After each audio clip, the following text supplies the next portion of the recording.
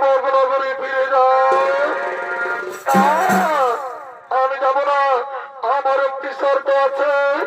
বলো বলো, তোমার কি শর্ত আছে? এই সবাই আমাকে বলো।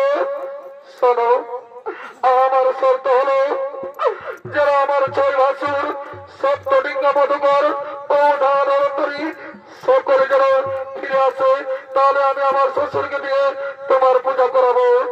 ঠিক আছে বহুলা, আমি লক্ষ্মীধর সজ ভাসুর সপ্তডিঙ্গা মধুকর যথা সময়ে কালীনগর ঘাটে পৌঁছে দেবো। চলো চলো, আমরা আনন্দ করে নিজা নিজা লয়ে চলে যাই, নিজা নিজা লয়ে চলে যাই।